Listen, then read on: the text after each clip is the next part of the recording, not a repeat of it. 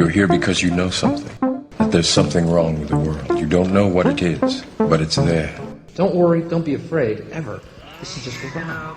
Vibrations, I'm picking up vibrations. I'm picking up good vibrations. I'm picking up vibrations. And welcome to Good Vibrations. No, you're not listening to some weird station coming from outer space or anything. This is special guest host today, Ivan from Phoenix. And today I will be interviewing Mark Devlin on his new book, Musical Truth. And the reason I'm on is because it would be pretty weird to have Mark talking to himself. And although we're into a lot of crazy stuff, I don't think we've gotten to that point yet where we want to hear one person talking to himself. But anyway, I humbly bring up the original host of this show and today's guest, Mark Devlin. Mark, welcome to my show today. Thanks, man. Thanks for bringing me on. And there's probably lots of people that think I do talk to myself, to be honest, and worse, but it hasn't got that bad yet. Okay. Again, thanks for granting me the opportunity, the honor, the privilege of guest hosting on your show, because I've heard all the episodes and I don't think you've ever done this. You've always been the head guy on here, so I'm deeply honored that you chose me to do this with you. Yeah, thanks, man. Well, you were the guest on one of my podcasts, and of course you do your own series, and I've guested on yours, and I've guested on loads of other people's radio shows and podcasts over the months, but I've never guested on my own, so it is a different way of doing things, and I thought it'd be a good way of doing things, because I don't just want to rant and ramble about my own book without somebody kind of keeping me on track and asking me some questions, so I thought this would be a good way to do it. Exactly. All right. Well, with all that having been said, let's jump right into it. So you had sent me an early copy of the book, and I also have here the chapter list. So for those people who might be on the fence as to what they're getting into, let's go ahead and do in the next hour or so a little summary of what they can expect without divulging too much of the meaty material. So if we start off with the first chapter is basically what a lot of us are on, is the road to truth, the origins of an awakening. You want to touch on that? Yeah, I just wanted to place things in perspective before I went on with the rest of the book in terms of letting people know where I've come from and what inspired me to write this book, really. So it's a potted, very, very potted history of my kind of path and journey to truth so far. And I recap on the fact that I've always been a music guy. I got into music when I was very young. Bought my first record when I was 5 years old and just got into pop music and absolutely loved it. And things got to the stage in my teenage years where I decided I wanted to become a DJ to communicate my passion for the music that I loved to other people. And I achieved that. I don't want to make it sound easy because it wasn't, but, we'll give you the abridged version. So I became a club and radio DJ and followed on that path for a long time. But I've always been someone that's asked questions, the big questions in life. I've always sought answers to things which have bugged me. And the things that have bugged me throughout all my life are questions like, what are we doing here? What is this place? What is the nature of reality? What is the nature of us? So those are things that were always kind of plaguing my mind. And things reached a point a few years ago where I came to some great understandings of some of these truths concerning the nature of reality and our true spiritual nature and all of that. And at the same time, I was starting to pay attention to stuff that was going on in the world in terms of who was really running things and who was really controlling all these daily institutions that we just take for granted, such as the entertainment industry, and particularly the music industry. And so it was a case of consolidating all of this knowledge and wisdom and bringing it all together. And that was as a result of reading lots of different authors' books and doing a lot of reflecting and musing and speaking to other people about these things. And that's what set me on this path, really. And I came to realise that the music industry, of which I'd been a part for so many years, was unfortunately absolutely manipulated and controlled by the hidden hand, by unseen forces behind the scenes that were directing where it all went. And I came to realise it's been going on since year dot, since the very beginnings of the industry. And so I wanted to get to the bottom of how this was done, the tactics that were used, why they felt the need to do it in the first place, and very importantly and crucially, what those of us that come to understand all these things can do about it to bring it all to an end. And I thought the best way to put all that out has got to be to write a book of my own. And I'm someone that's always enjoyed writing, and I think I can express myself well in that way. And so, the answer was obvious, really. Put a book out. So finally, here it is. I see. And this isn't your first book. You already had written a book several years ago, right? Yeah, I did. I wrote a book 9 years ago called Tales from the Flip Side. Very different book to this one. I wasn't on the conscious path back then. I was very much in a kind of walking trance state, zombified, robotized, But it was a collection of anecdotes from my years on the road as a DJ. So it was light-hearted, witty kind of stories about stuff that DJs go through that you don't get to see. So I'm quite So it's kind of a good before and after kind of thing then, huh? Yeah, really. If you read Flipside, you get a taster for where I was at mentally and spiritually in my life at that time, which is very different to where I am now. I was completely oblivious and blind to all the things I outline in Musical Truth. Back then, 2007, I had no idea any of this was going on. And I was just, going through the motions of everyday life the way most people do. Right. Okay. And then now that takes us into the second chapter, which I see is titled Nothing New Under the Sun. And I can assume you took this title with the influence of one of your acknowledgments in the front of the book, our friend Mark Passio, early days of the music industry machine. Well, yeah, and also Graham Hancock. That was the closing line from his classic book, Fingerprints of the Gods from 95, which is a book that had a big influence on me back in the day. And, his very last phrase in the book is, perhaps after all, there is nothing new under the sun. So that phrase kind of stuck with me. And this is the early days of the music industry on both sides of the Atlantic, so the US and the UK. And when I first started researching all this material, I did make the mistake of assuming it all to be relatively recent. I was looking at stuff from Britney Spears and Miley Cyrus and Jay-Z and Rihanna and Beyonce and all of that. And I made the mistake of thinking this was all kind of fairly recent stuff in terms of all the symbolism and all the dark occult connections and all the mind control. But the more I delved into it, the more I came to realise that it's been there since the very start. And so in this chapter, I'm taking it right back to the early days of the British industry when the likes of Cliff Richard first came out. And then, of course, the Beatles and the Rolling Stones going forward into the 60s. And in the US, that would be the emergence of Elvis Presley, the rock and roll era. And then moving forward through the sort of folk rock hippie era, the Laurel Canyon, community. Lots to say about that. That crops up in a later chapter. But yeah, I just came to realise that the control has been there since the start. And in this chapter, on the UK side of things, I'm taking it back to the early days of the BBC, which is a deeply sinister and very unsavoury organisation when you get down to the truth of it. And British people had a real wake-up call a few years ago when the truth about Jimmy Savile emerged in terms of him being a predatory paedophile, child rapist and Satanist, and probably a necrophiliac as well. This absolutely rocked people's worlds because this guy was presented to the British public as a national treasure, sickeningly. And he got away with what he was doing for about 50 years, completely unimpeded. And a lot of the stuff that he got up to was on BBC premises, funded by licence payers. And, when this story broke, people were absolutely outraged, but they did tend to make the mistake of assuming it to be a lone case and assuming Savile to just be pursuing some personal sick agenda. But unfortunately, he was very far from a lone case, and he was actually part of a very sick and evil establishment that we have here in the UK, which goes right to the very top levels of the establishment. It goes into royalty, it goes into the world of politics big time, and it goes into the entertainment industry. And I realised that Savile was far from this lone operator.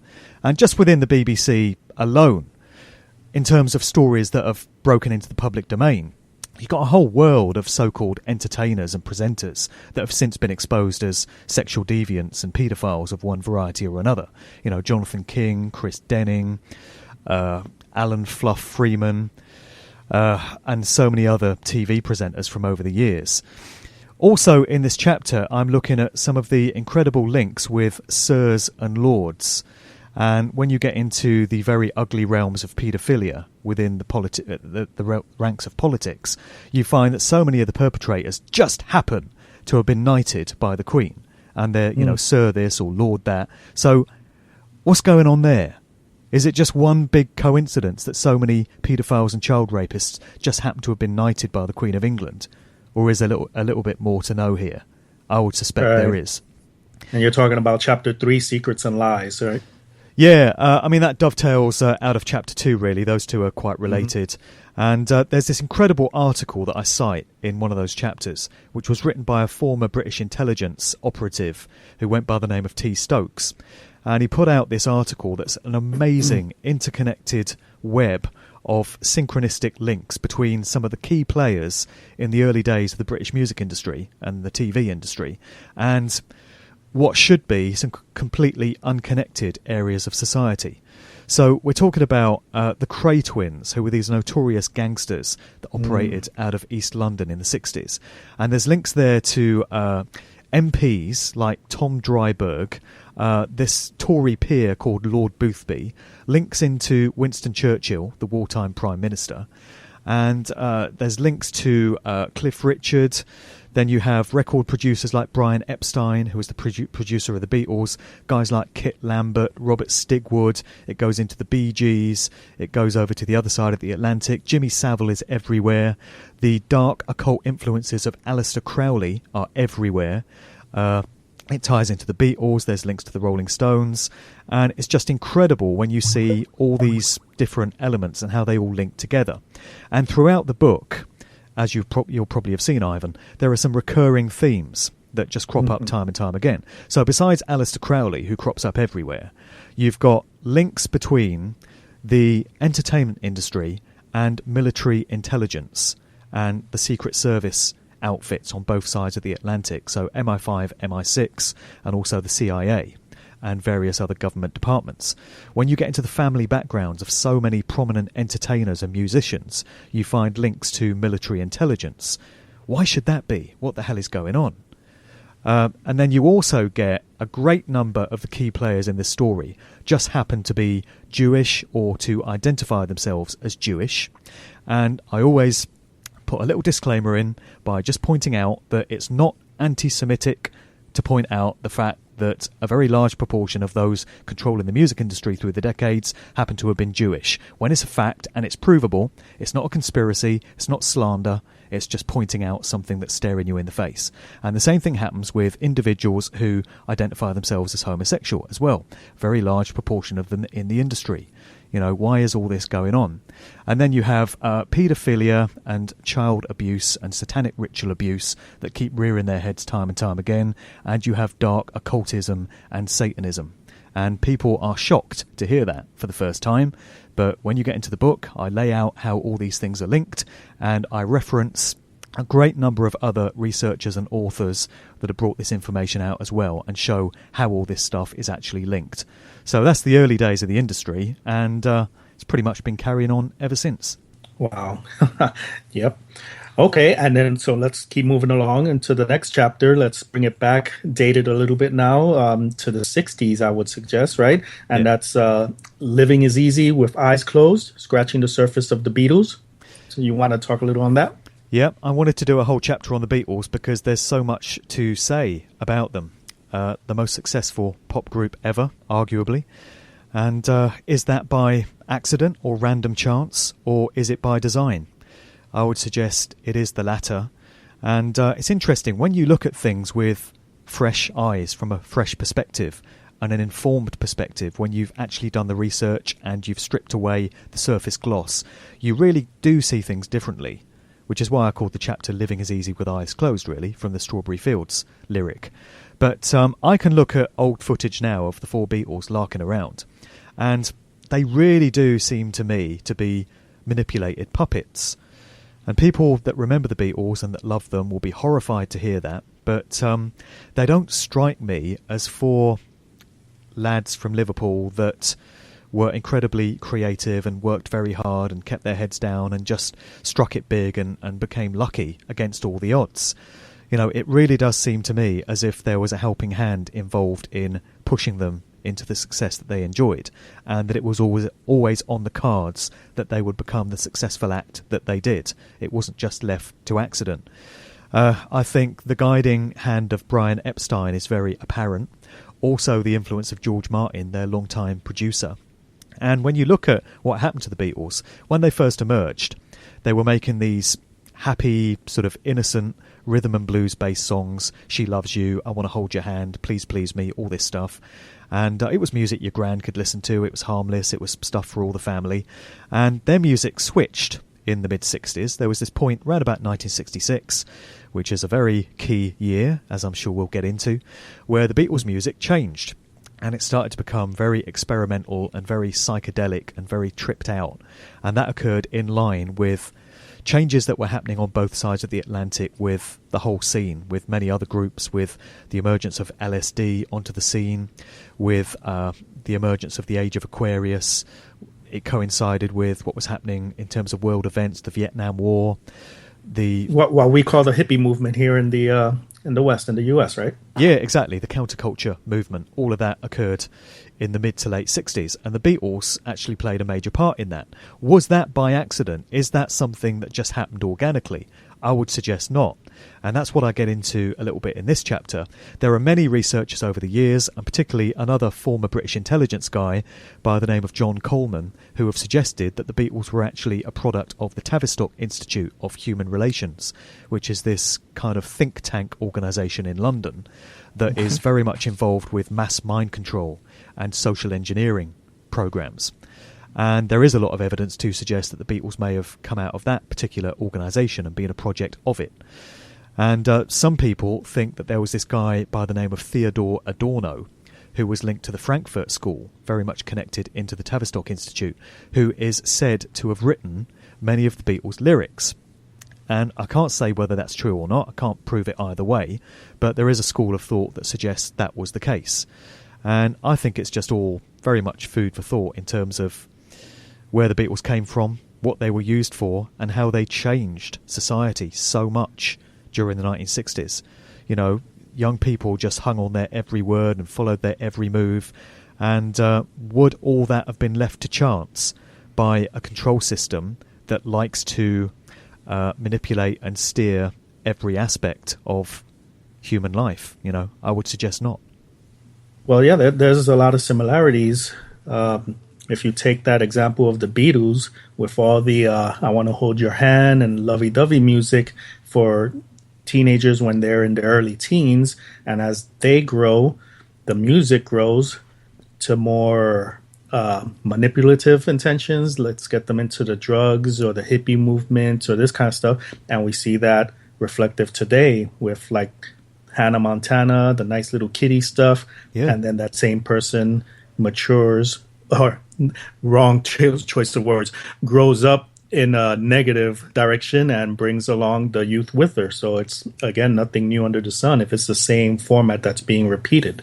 Exactly. The names get changed throughout the ages, but the agenda is always the same. And because this book spans 50 years plus, there are many examples of how the agenda stays the same, but they just manipulate different puppets in and out of the public eye every few years, shuffle them around. The music styles change, fashions change, but the old tricks just get rolled out time and time again because they work, and if it ain't broke, don't try to fix it. Right. Well, two words there that we can use to get into the next chapter, broke and change. What if Paul is dead, isn't he? Did the real Paul McCartney die in 1966? Well, Mark? Well, people must read the chapter and decide for themselves whether that was the case or not. I know what I think.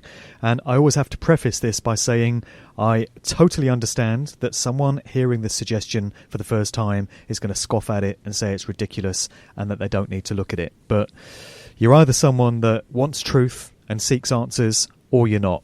If you're not, go back to the ball game, go back to the TV show, go back to McDonald's, carry on as before. But if you are someone that likes to ask questions and likes to muse on things that are important, you might like to spend a bit of time looking into this one, because It's not something that can just be quickly dismissed without looking at the evidence. And when it comes to evidence, my God, how much do you want? Where do you want to start? This chapter is 15,000 words. It's the second largest chapter in the book. I had intended to write a paragraph on it. And the more I delved into this particular subject area, the quicker, the bigger a monster it became, and the deeper and deeper it took me. And many researchers have found this when they get into Paul is Dead as well. I present a lot of forensic fact-based evidence to suggest that the real Paul McCartney, for whatever reason, died in 1966. And there are different theories regarding what took place. The common conspiracy theory, if you like, is that it was a tragic accident and that the real Paul McCartney died in a car crash, either on September 11th or November 9th in 1966, because the common consensus is that it occurred on 9/11. And whether it was September or November depends on which side of the pond you're on, because Americans would express 9/11 as September 11th, whereas in Britain 9/11 would be the 9th of the 11th, the 9th of November. The general consensus is that it occurred in 1966, which is a number to conjure with when you get into numerology, and a very important year in dark occult circles as well, in so many ways, which I also get into in the book. There's another theory, which is that it wasn't an accident, that the original McCartney was deliberately taken out. He either was not cooperating with an agenda that had been set out for the Beatles and he was considered to be a liability, so he had to go, or there was some element of ritual sacrifice to it, which is unfortunately an activity that you come to realise that those dark controllers of these industries like to undertake from time to time.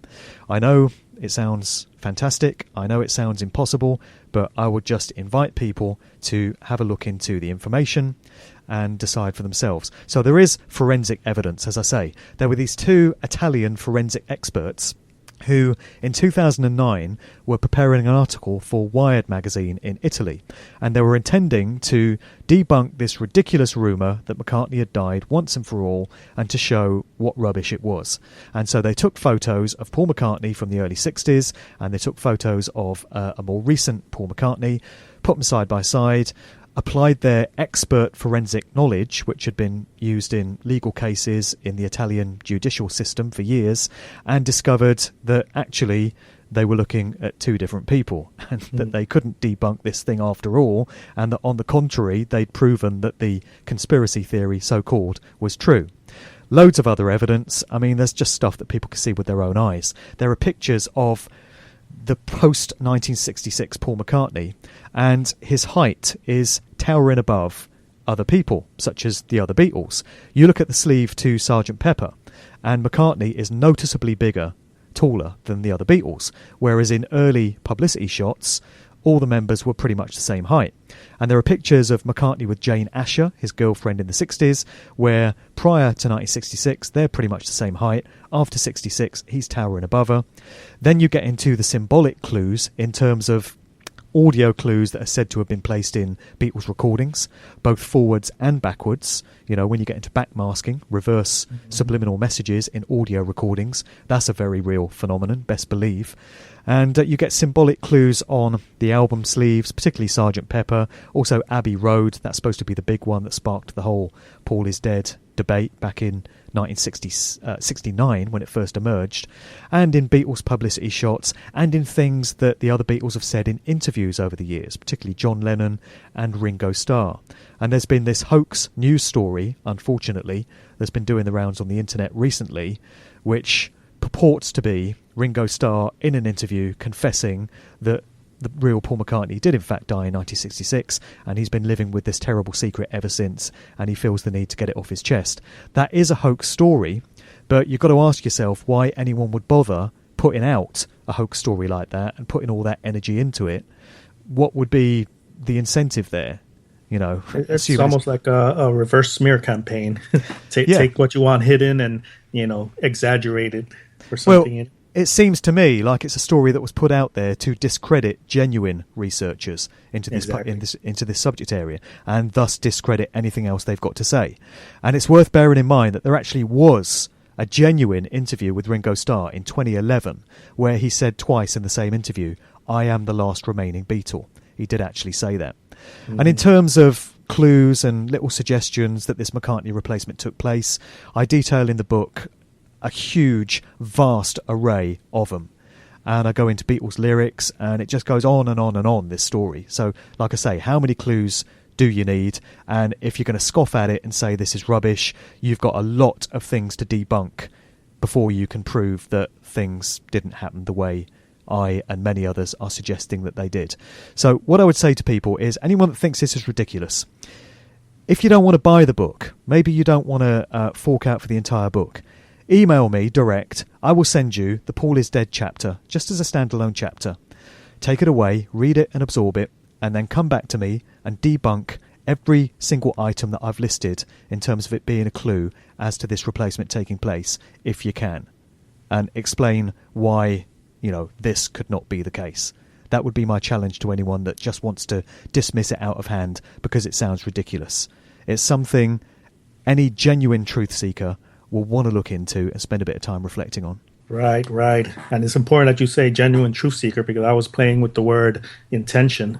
What are people's intentions? Obviously, your intention with this book is truth, and that's your intention. And anyone else that approaches this, what are their intentions? Do they come in open-minded, wanting to learn and expand their consciousness and know what's going on, or are they coming in to crap all over the place and, cause trouble? So anyway, let's move along here and try and squeeze in some more chapters here. Let's do the next two together because they might kind of go together.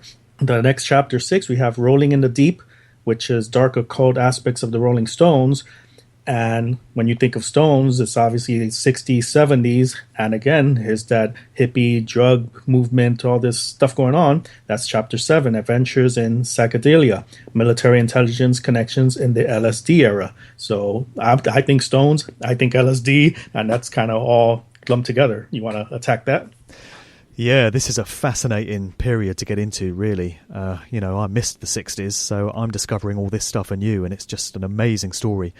Regarding the Rolling Stones, I'm looking at the dark occult aspects of them because they are a very dark group, actually, when you get into some of the influences and some of the background aspects. And sudden death seems to be a factor which has followed that group around. You could take that right back to this famous concert that the Stones played in Altamont, the Altamont racetrack in California, up near San Francisco, in 1967, I believe it was.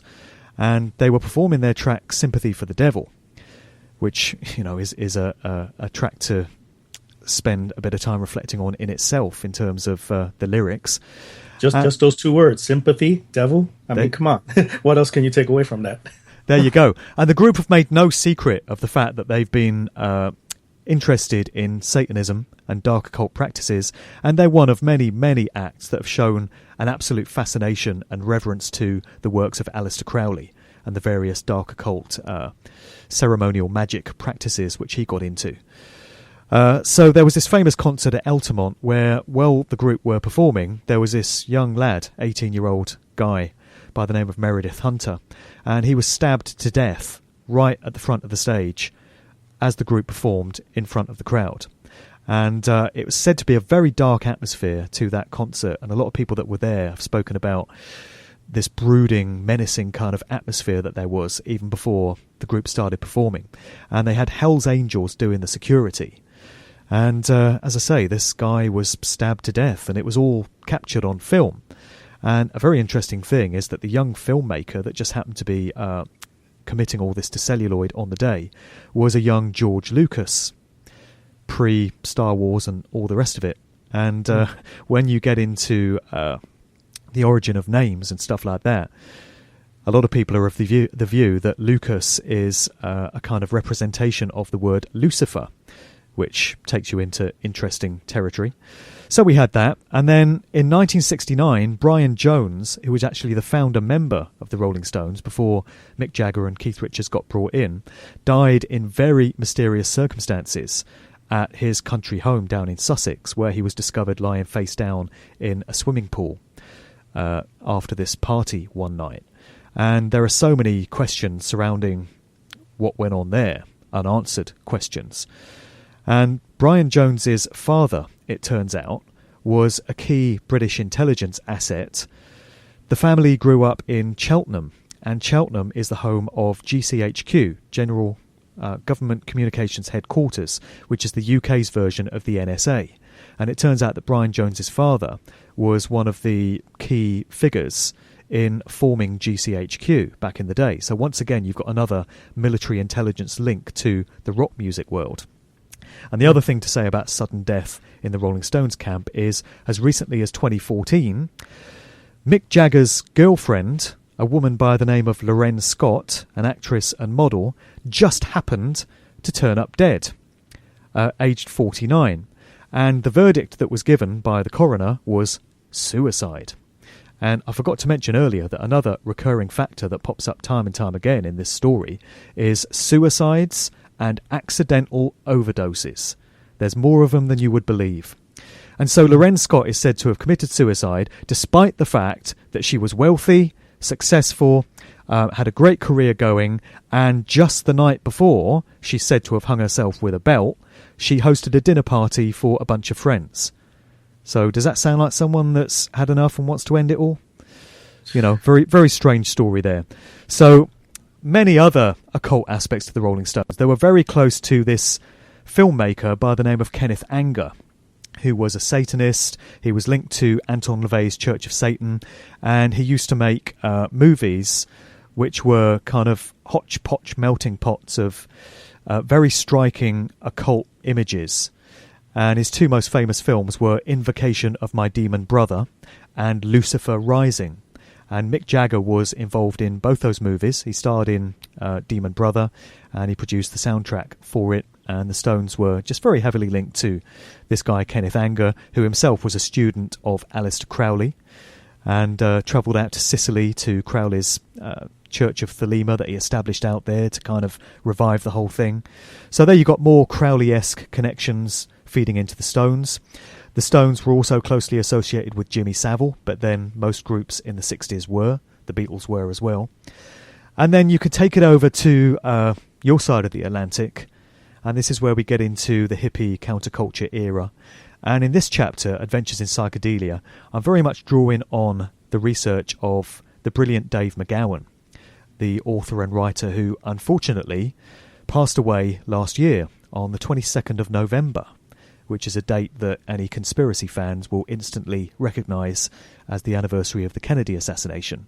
And he just happens to have passed away from cancer, so we're told, on that date. But Dave put out a great amount of work, and was highly respected for it, into all of the acts that emerged in the mid to late 60s out of the Laurel Canyon community in Los Angeles. And he's pointed out that this community really appears to have just sprung up overnight, out of nowhere. There was no kind of musical heritage to this area prior to all these acts springing up.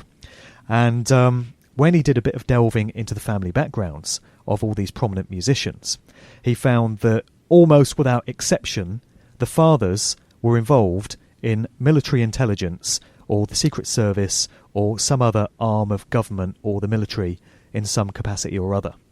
And the classic example is Jim Morrison of The Doors.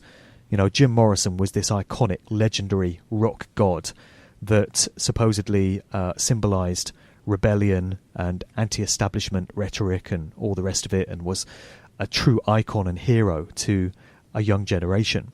And yet his dad turns out to have been a naval commander that was in charge of the fleet of ships that were involved in the Gulf of Tonkin incident, which directly springboarded the US into the Vietnam War, and that bloody, devastating war that claimed millions of lives over the course of the next God knows how many years.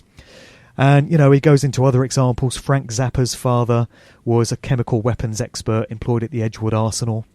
And then all the other prominent groups at the time, like the Mamas and the Papas, Crosby, Stills, Nash and Young, Buffalo Springfield, Captain Beefheart, connections to the Beach Boys and the Eagles, Joni Mitchell, Joan Baez, Neil Young, so many of the prominent acts of that era. The links are always there with military intelligence. And it turns sounds like a coincidence to me, Mark. Well, it probably is. It probably is. I know. These things happen all the time. Yes. And there was a military intelligence research facility in Laurel Canyon that just happened to be situated there. And so basically the long and short of it is when you discover all these links, it calls into question how organic and natural the whole development of this scene at the tail end of the 60s was, which really changed society. It changed the fabric of the social scene of the time. You know, it went hand in hand with the explosion of LSD, with guys like Dr. Timothy Leary out of Harvard University distributing LSD and making out that he wanted young kids to explore their consciousness and go to different places, and that it was all this wonderful journey of self-discovery. And you had the Vietnam War raging at the same time, as I say, and all these links just call into question how natural all that was. Is it something that just happened by itself, or is it something that was orchestrated into being? Particularly as psychedelic music was happening on both sides of the Atlantic at that time as well. And the 60s was such a volatile, changeable decade that really did change everything that came after it. Was that left to chance, or would the hidden hand not allow that at all and want to be in control of the whole thing? That's the question that chapter raises. Mm-hmm. And now talking about hidden, and well, we know that hidden means occult. That's what's hidden, and that leads into the next chapter, Sign of the Times, occult symbolism in pop videos, which also, I guess we can tie in the following chapter 9, the show of hands, secret language for those who know. So those two appear to be highly tied in. And just a quick side note, a recent movie I just saw the other night with my girlfriend, The Witch, had Baphomet symbolism. They had the goat roaming around and all this, and at least I had a positive effect on my girlfriend, that when she saw something else later on in the weekend had a goat roaming around or goat symbolism, she made the connection and told me, look, that's that Baphomet thing you were talking about. So that ties into pop videos and those who know today, where symbolisms are bouncing around all over the place, and those who do not know, in one ear, out the other, with the little trace left on their subconscious. Well, that's the key to it right there, what you said about your girlfriend. Once she had it pointed out to her, what this symbolism means and what it's designed to represent, she's going to spot it every time now, because it's into the confines of the conscious mind, where you can rationally observe something and process these thoughts and understand what's going on. It's when it all lodges into the subconscious mind that it has its true power. Because the subconscious mind is the realm of symbols. That's where symbols reside. Subconscious mind is soaking up all this information all the time, and it's bringing in millions of pieces of information a second that the conscious mind is not aware of. And this is what the controllers are relying on, which is why they place their calling cards everywhere in the form of occult symbols. And we see it in music videos. There are some common things that are popping up time and time again now in the current glut of music videos from A-list household name artists. We're always seeing them cover one eye, and they're usually covering the right eye. What's that all about? We're seeing pyramids everywhere. We're seeing depictions of Baphomet, as you say, this androgynous goat-like entity, which has been used as a symbol for Satanism and various dark occult groups over the decades and a couple of centuries. What is all this stuff doing in music videos? Why are these images being flashed up subliminally and aimed at being absorbed by the subconscious mind unwittingly of large numbers of people, and mainly kids that are seeing all this stuff?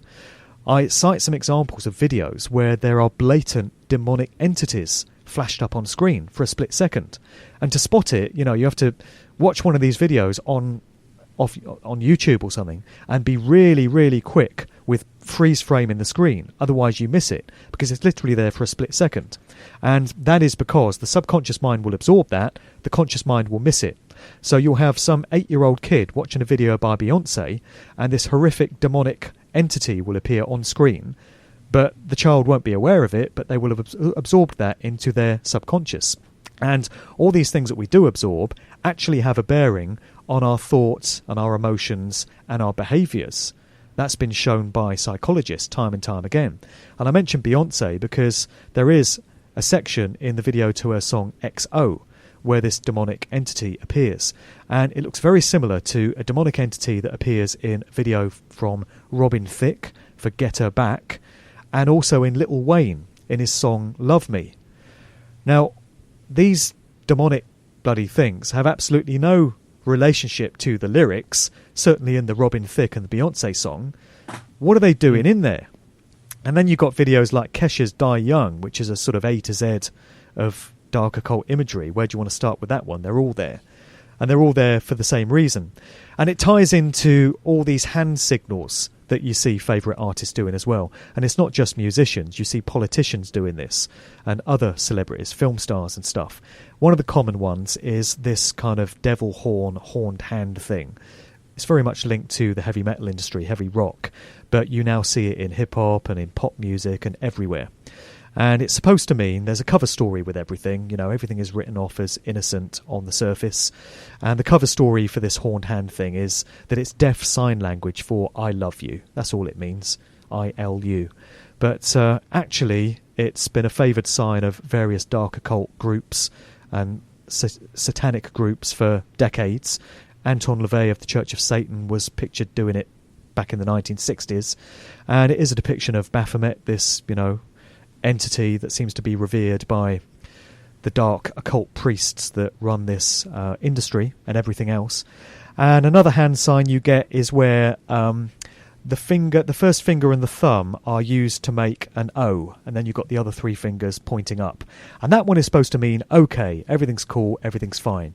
But that is actually a depiction of a 6, and with the three fingers extended, it's supposed to mean 6 to the power of 3, or 3 sixes, is actually an evocation of the number 666, which is a very important number in dark occult circles once again. It's linked to Saturn and the dark influences of the planet Saturn. I've got a section in the book called There's Something About Saturn. And it's also linked to base consciousness, and it's just a very interesting number to get into. And 666 crops up everywhere in this story again. Why should that be? So in these two chapters, I'm going into symbolism in videos, in stage shows like the Grammys and the Super Bowl, and all these strange hand signs that celebrities seem to feel the need to do. What do they mean? We try and answer some of those questions.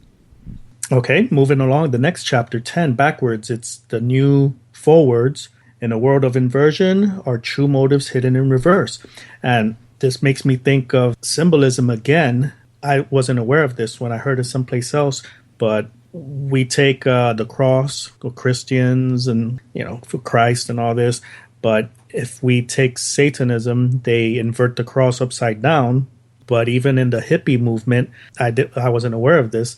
If you look at the peace symbol, which is that circle with that line in the middle and then those two little like legs or prongs on the bottom. Yeah. If you straighten that out, that's an inverted cross also, just hidden right there in that peace symbol. So there it is again in reverse. Exactly. So this chapter gets into the phenomenon of backmasking, which most people are probably familiar with the concept. It's the idea that hidden messages are inside audio recordings backwards. And you can only understand the message when you play the recording backwards. And a lot of people have written this off as fantasy and it doesn't really exist. I would beg to differ, so would a great many other researchers into this area. Aleister Crowley talked about this in one of the instructions in his famous Book of the Law, which he's said to have channeled through this entity known as Aiwass, which he got into contact with in this ritual that he performed famously near the pyramids in Cairo in 1904. He's said to have received this series of instructions to initiates of this, practice of ceremonial magic that he went to introduce to the world. And one of them is, let the initiate train himself to listen to phonograph records reversed. And so he placed a great deal of importance in the fact that messages can be hidden in this way. It's all about that satanic inversion, taking something that is pure and that is good and flipping it around to give it the opposite meaning, the polar opposite, which is giving it a negative aspect and imbuing it with that negative intent. And that seems to be a staple part of what has gone into various audio recordings over the years.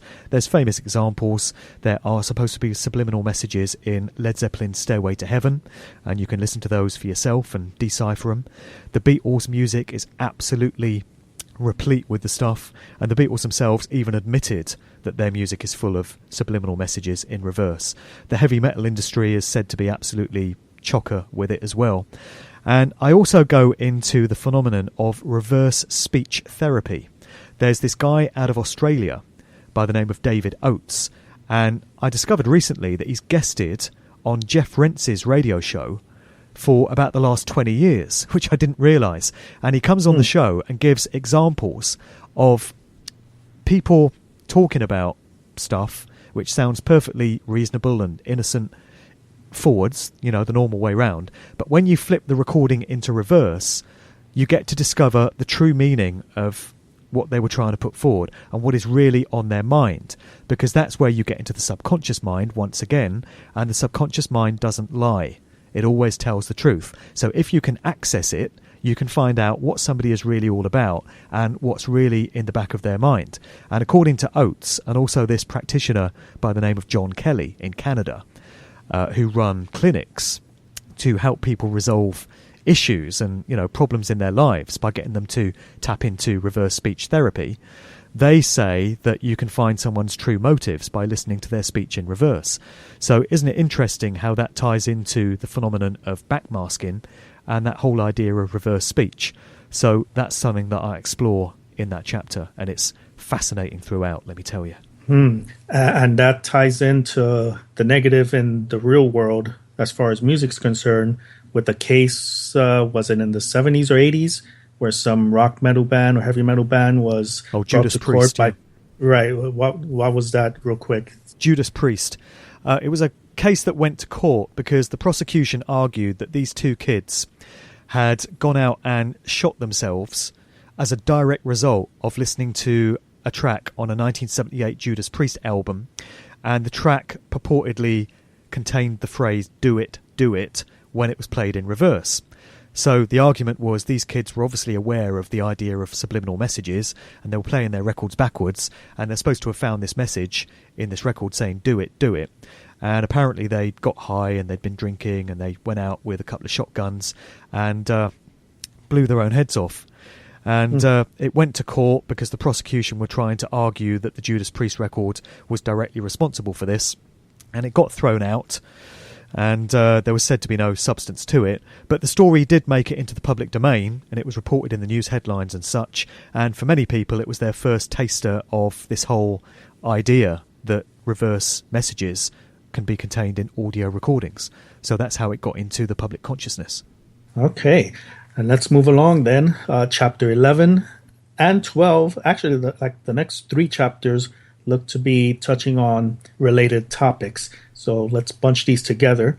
Chapter 11 is All in the Mind, MK Ultra and its evil mind control cousins. Chapter 12, State Your Business, Predictive Programming and the Manipulation of Consent. And then Chapter 13, Minds and Machines, Music's Role in Normalizing the Transhumanist Agenda. So take those three any way you want there, Mark. Okay, well, mind control is all about this very nefarious, malevolent scheme known as MK Ultra. People may have heard the term. It's something that came out of Nazi Germany, actually. A lot of the scientists that have been working on these techniques, reportedly in the concentration camps, were brought over to the US and Southern America as part of Operation Paperclip at the tail end of the Second World War, and they were put to use for the US government, those nice people. And this would be the OSS, the early incarnation of the CIA, and various other sort of government departments. And MK Ultra was all about mind control in its broadest sense, how to mass mind control a population at large, and the techniques that could be used for it. And one offshoot of that was trauma-based mind control, and particularly this element known as Monarch Programming. And it's all about subjecting the victims to horrific levels of trauma. And it's so much for the human mind to deal with. It's so devastating, these experiences that they go through, that it causes the mind to shatter into different compartments to kind of tuck the trauma away and keep it away from the conscious mind, keep it away from the forefront of that person's mind so that it can be forgotten about. And it's a technique known as dissociation from reality. And what these sick, evil bastards doing these experiments realised was that each of these different compartments that's created to lock away the trauma can be programmed with a different personality in its own right. And these personalities can be brought out to the fore at will by means of triggers. And that can be certain phrases, it can be certain colours, it can be patterns, pieces of music, other sounds, anything like that. And people might be asking, well, what the hell has this got to do with the music industry? Well, you come to realise that over the decades, a great many of household name artists, very famous celebrities, have actually been subject to Monarch Programming and other forms of MK Ultra. There is lots of evidence to suggest that this is the case. The Hollywood film industry is said to be absolutely rife with it, and you've had Roseanne Barr, the actress, that has come out on several occasions in recent years talking about how MK Ultra is absolutely prevalent in Hollywood. And in the music industry it's no different, and you have a number of artists. Britney Spears is a great example. People think back to that famous incident where she's supposed to have lost her mind a few years ago, no pun intended, and she went a bit crazy and shaved all her hair off and, started going mad. That is a classic sign of the programming starting to wear off and the person starting to regain some memory of what they were before this experimentation was done on them. There are many researchers into this subject area that use Britney Spears as a great example of that. It's not just me saying it. Nicki Minaj would be another classic example. And there are many visual indicators and little symbolic clues that are always placed out there to let people know, those with the eyes to see, those that understand the symbols, that a certain artist may be under the influence of this type of mind control. And I go into some of those. The website Vigilant Citizen has a huge library of articles going back years that take you right into the heart of mind control and how it all works. So anyone that wants to know more about this area, get onto vigilantcitizen.com and scroll through some of those articles going back over the years. Let me throw something in real quick. That's part of Monarch, right? The butterfly. We see a lot of these female artists with butterflies all around or tattoos of butterflies. Yeah, exactly. That's another common thing that you see in music videos, butterflies everywhere, particularly this very distinctive orange-coloured monarch butterfly. Mm-hmm. Why are they everywhere? If all this is just coincidence, if the music industry is just about fun, if I'm talking bollocks and it's all just conspiracy theory, why are there so many butterflies in videos? Why are they there? Right. Why do they belong there, when they have no relation to the lyrics of the song? Why are shattered mirrors everywhere? Why do you always see dolls with dislocated limbs? Why do you always see teddy bears with an eye missing or an ear missing? These are all symbols that hark back to childhood trauma linked to satanic ritual abuse and mind control, and it's absolutely linked to the entertainment industry. Right. And so we get into these other elements here. Predictive programming. Really, when we wrap up towards the end, Ivan, a lot of the predictive programming stuff ties into the issues of consent and natural law and all of that. So perhaps I'll get into that as we wrap up. But the other one was transhumanism. Transhumanism is the merging of humanity and technology. Real quick, Mark, I'm just in case you hear it in the background. Yes, there's a dog outside my window here. Maybe he's just participating in our little conversation. He's making his agreeing contribution with what you're saying, right? Transhumanism is the merging of humanity and technology, and it's long been in the plans of these dark controllers that we have. What they want is a human population that is very much linked to technology, and they have a couple of aspects to their plans. One is to improve and upgrade themselves as they see it to make themselves immortal or as close to it as they can achieve. Because unfortunately, these sick, mentally ill psychopaths do tend to view themselves as our superiors, and they do tend to think of themselves as gods. And so any opportunity to afford themselves a kind of godlike status by making them superior to regular humans is something that appeals to their sick minds. But they have a different plan for the rest of the population, that's you and me and everyone listening to this, and that is for us all to be microchipped in time and to have various implants put into us, and for us all to be linked to a giant global computer system. We've already seen this starting to occur. There are some workplaces now, and I mentioned a company in Sweden in the book where this has already happened, where employees are being required to have a microchip inserted underneath their wrist to do things like open the door to the office and make photocopies and access certain computer programs and things like that. Right. And they're doing it to the military because military personnel are always the first to be experimented on and tampered with because they're seen as the property of their owners. And we've seen plans to microchip babies in certain countries. It's already happened with pets. Maybe our two friends outside there have got microchips. And so they're kind of normalising this in society, ready for their master plan. And another way that they're normalising the idea of technology ruling every aspect of our everyday life is by putting the imagery into music videos and Hollywood films and TV shows and things like that. I mean, how many Hollywood movies have you seen set in a dystopian future where you have cyborgs and you have humans that have been merged with machines? They've been doing this in Hollywood for decades.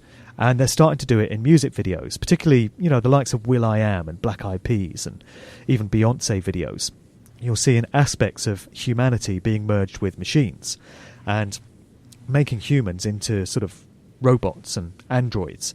And on the surface, it's all presented as, isn't this great? Isn't this fun? Wouldn't it be wonderful if we could all improve ourselves by taking implants and being linked to computers and imagine what we could do? Isn't technology great? But there's a very sinister, dark side of it as well, because it's all about control, absolute enslavement of our spirituality and our humanity and cutting us off from our innate true nature, which is as individuated units of eternal consciousness. They don't want us to realise that. They just want us to be machines, literally to be automatons, to be enslaved. And they've been placing aspects of their plans into music videos in recent times as well, which is why you see dancing robots everywhere. And you see just aspects like that of will.i.am technology. video. Exactly. When you mention will.i.am, all I think about, I rarely watch music videos. I used to in my younger years up until the 90s.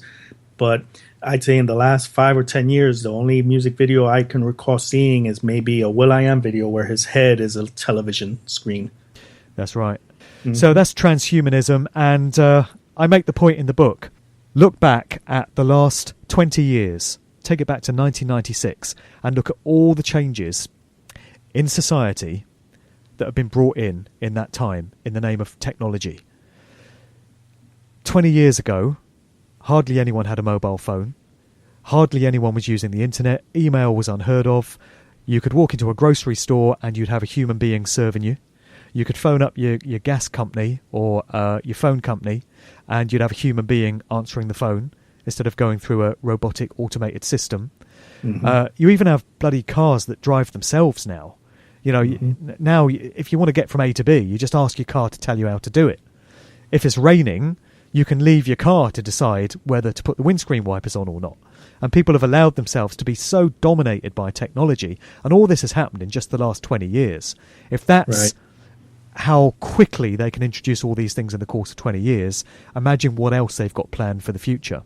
And I would suggest that the future involves us all being coerced and driven down a very dark and dangerous road unless we wake up quickly to what's being done and start paying attention.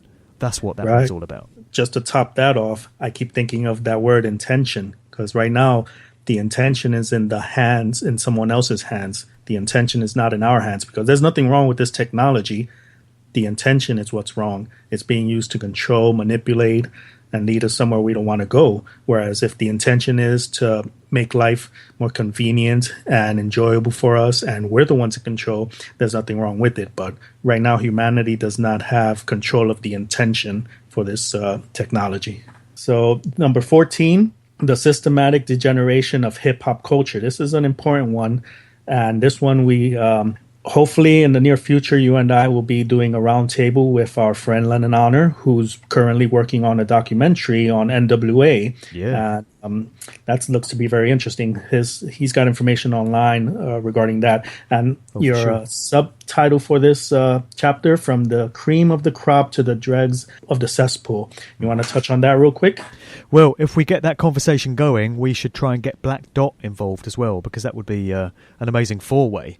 I bring in the work of this guy simply known as Black Dot into this chapter, and he talks about the fact that there are spiritual components to hip-hop culture that were there from the very start of the art form, and that the early pioneers of it, like Africa Bambaataa and Grandmaster Flash and Grand Wizard Theodore and all these guys, Kool Herc, were tapping into this kind of ancestral consciousness that came out of Africa, and that hip-hop was a modern-day expression of these ancient, almost shamanic type traditions that were inherently built into the consciousness of black people, which is absolutely fascinating.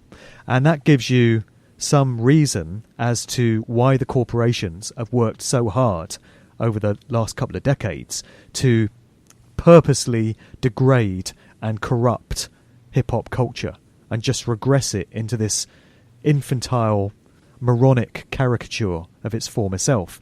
This is a big hobby horse of mine. It's a big personal pet subject because I love hip-hop, and well, you know, I love real hip-hop, the real foundation of it, and Right. I think you do as well. And I think we can see what's been done to it. You know, look at the artists that are held up today as the prominent rappers of this age: Lil Wayne, Nicki Minaj, Rick Ross, Kanye. You know, what happened to Kanye West? He's just a complete clown now. The music is straight garbage, and it's definitely mind controlling people. It's definitely having an effect on the subconscious of those that listen to it through some of the sound frequencies that are used and some of the stuff that's going into the production. And you look at the lyrics, it's just utterly retarded. And it's keeping people in base consciousness, it's keeping people cut off from their spirituality, and it's all a very far cry from what hip-hop was in its early years. And I'm of the view that the control system that we have contempt for all of humanity. They don't like us. They see us as useless eaters and goyim and just cattle to be culled. But I do think they reserve a particular level of contempt for people of colour, and particularly black people. And I think they have sought at every opportunity to degrade and regress and corrupt black culture. They don't like it to flourish, and they want to crush it and ridicule it and just destroy it wherever they can. And so I get into some of that in this chapter. Right. And the sad thing is that is a self-perpetuating cycle that they no longer really need to have hands-on on that, because right now, everything that comes out of hip-hop, even in the street, you might have one person who might have a intention of putting out positive rap music, and the rest of the people around, if it's not talking, you know, negative about females and materialism and everything, it's not really going to go anywhere. And that's the sad thing about that. Yeah. So I really wanted to address that. Okay. Because I don't see it being written about in too many other places, so it's important to get Exactly.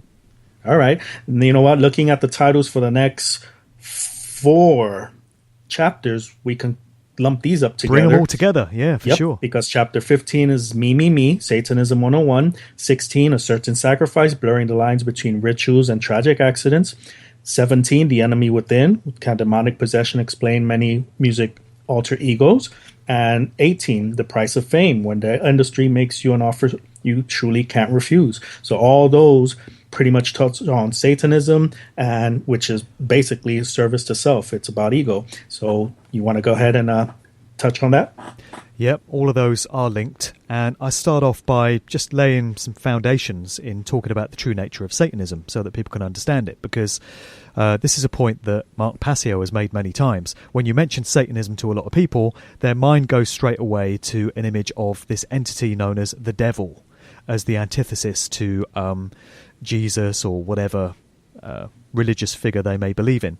But Satanism, as you pointed out, is all about me, which is why I've called the chapter that. It's service to self, and it ties into this central philosophy of Aleister Crowley and his followers.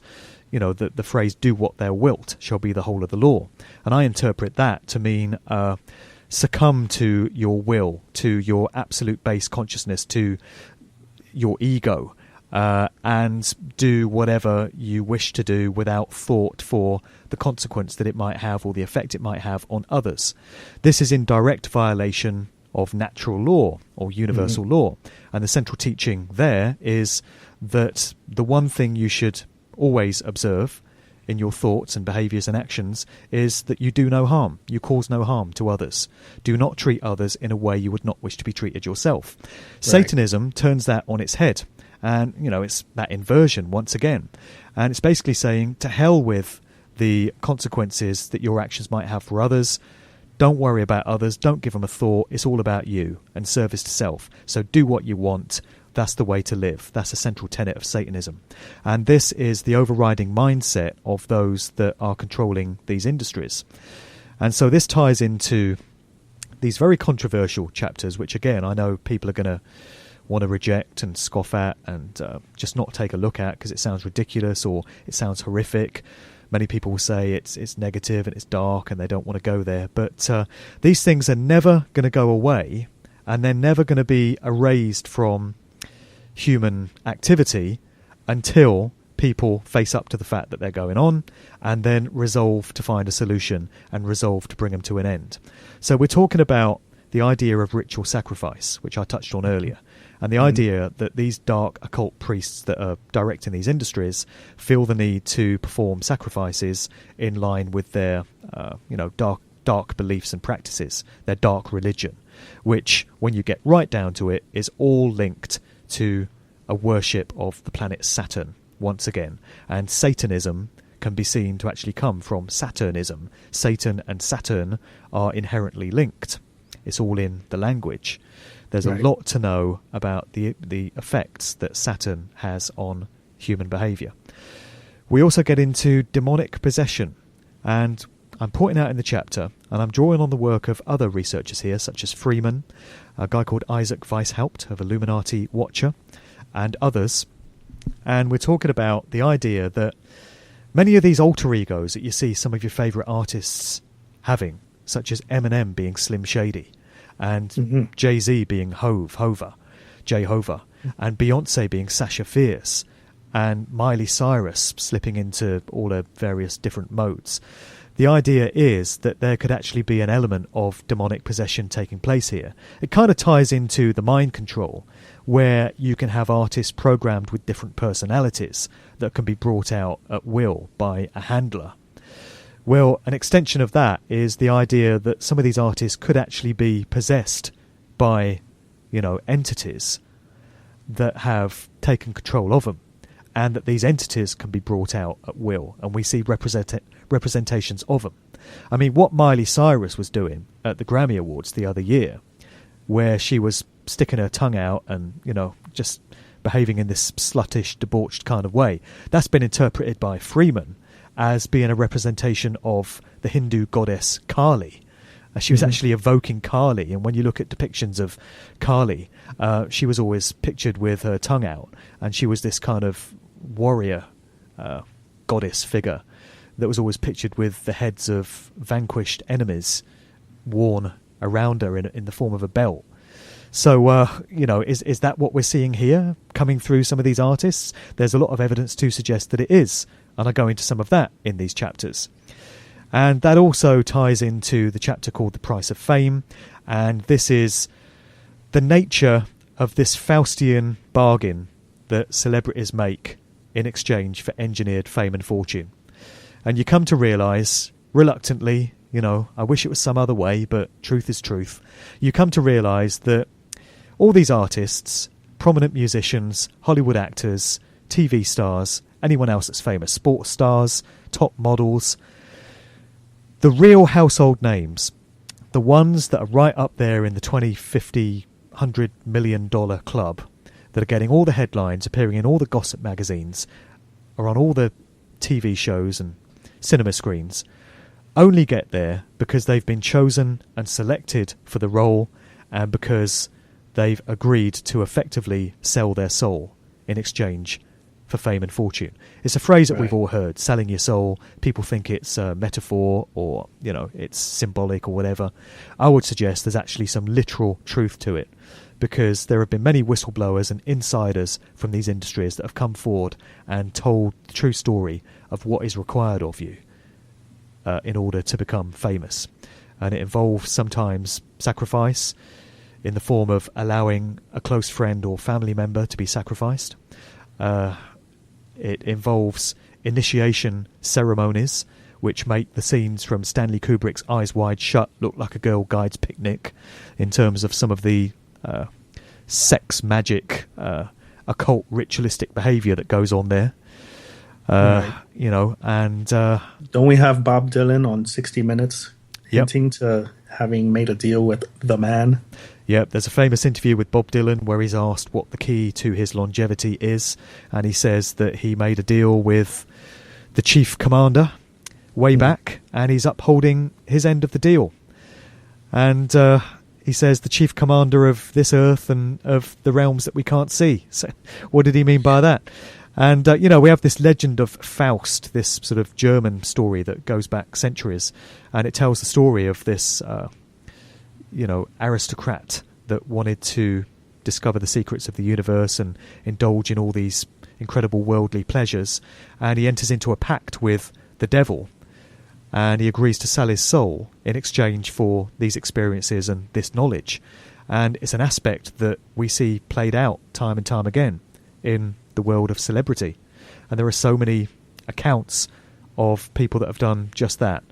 And once they've got into these industries and they understand the true nature of them, there are many that have wished they hadn't done it and have wanted to get out.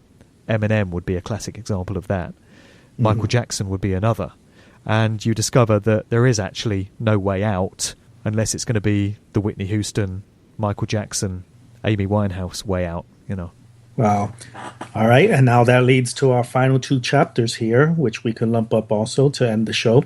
Chapter 19. And now for something completely different. Humanity, we have a problem. And this last hour and then some, we've touched on what that problem is. And chapter 20. If not you, then who? If not now, then when? How the story ends is down to us. It always has been.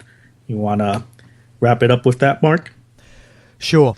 I didn't want to leave this book on a negative note. I didn't want to take people through all this dark stuff, you know, demonic possession and ritual sacrifice and stuff. This is horrific information. Like I say, it's very important for people to understand it.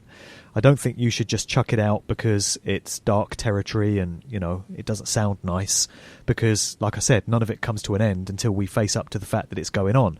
But I didn't want to leave people with the notion that it's all doom and gloom and it's all darkness and we're lost. Very far from it. The power to bring all this to an end and the power to change everything about the collective experience that we as humans are going through right now lies with us. The reason the controllers have been so successful in unveiling their plans and their agenda is because it's relied all the time on deceiving us and getting us to consent to our own control and our own slavery. The controllers understand natural law very well. They understand that we're all bound by it. Whether we like it or choose to accept it or not doesn't make a blind bit of difference. Everyone in this realm of existence is bound by the tenets of natural law. This means them too. And they hate it. They hate the fact that they can't escape this. But their way of dealing with it, because they're psychotic and they've got twisted, sick mindsets, is to place the emphasis and the onus for everything that's being done to us on us. This is why they do things like predictive programming and they place their little symbols everywhere, because they're letting us know in encoded symbolic form what they're doing and what's going on. When you're looking at a mind-controlled artist in a video, they'll put a mirror in there or a monarch butterfly or whatever to let those with the eyes to see that understand the language of symbolism know what they've done to this artist. Of course, 99.9% of people watching the video will have no idea what's going on because they've not researched it and not studied it. That's another reason why it's very important for people to get clued up about all this stuff, how it works, and how it's being used against us. Like I was saying earlier, once you learn how the magician's trick is done, you'll never be fooled by it again. It's out of the subconscious mind, into the conscious. So we all need to learn about this stuff and what's being done to us and withdraw our consent, because that's what they're relying upon. Why else would they feel the need to convey what they're doing? Why were there something like 400 depictions of the events of 9/11 in TV shows and movies and music videos and stuff leading up to September 11th, 2001. Why would they have felt the need to do that? Because they're letting us know by placing it in plain sight what they're going to do. When we don't say no, they take it as a yes. They take it as our consent, our approval. They've done no harm as they see it. You know, I would argue that this is a very warped and twisted way of looking at it, but it's clear that in their mindset, they feel they've done no harm because we've agreed to it. Because they've done no harm, they don't bear the karmic consequence for what they've done. How the story ends is down to us, because we can all choose collectively at any time to withdraw our consent from all of this and to take back our power to ourselves. We hear time and time again from researchers, authors, spiritual mediums, that we shape our own reality and the physical experiences that we go through in this realm with our will and our intent and our consciousness. So can you imagine the effects of large numbers of people in their hundreds of thousands or millions all pooling their consciousness and their will and their content towards an end to this system of human slavery that we currently have, an end to this dark, occult, satanic mindset that pervades the world, and instead concentrate on a better future where we can all enjoy justice and peace and reattach ourselves to higher consciousness, the way humanity should be living, instead of under the conditions we currently have. All of this can change if enough of us want it enough and apply our consciousness to it. That is my appeal to people that come away from the stories conveyed in this book. I'm using the likes of the Beatles and Jay-Z and Jim Morrison and Rihanna and Britney Spears and all these other names to interest people to take a look at the story. And once I've got them interested, I want to hook them with, you know, this really important information that we all need to take on board and apply. Because when enough of us do, it all changes. And that's the overall central message of this book. So you've created for humanity its initial textbook, one of the many out there, but much needed textbook for the young and the old. Anyone and everyone who's familiar with music, this is their in. And I have an early copy of this. I'm in the middle of reading it. I'm very familiar already with all your work. So again, nothing new under the sun for those of us who have researched this. And this is not going to be the end of your work. It's a quick little teaser. I understand A Musical Truth 2 is probably not too far in the distance, but that's for another show. Thank you for being a guest on your show. Thank you for letting me guest host on your show. This has been Good Vibrations. I've been Ivan from Phoenix. And Mark, any quick departing words for your next show for your regular listeners? Well, let me just first mention that the book is now fully available. If you want to get hold of it, there's printed copies available via Amazon. Just put in Mark Devlin Musical Truth into Amazon. It's available worldwide through that particular source. It's also available from Barnes & Noble. And I'm also making signed copies available myself to people that are either in the UK. I can post those out to people in the UK if they want to pay by PayPal. That's the easiest way of doing it. It gets a bit complicated with overseas because of postage costs and customs and all that shit.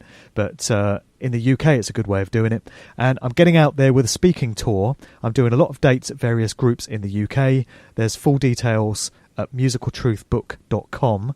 I'm coming to the US.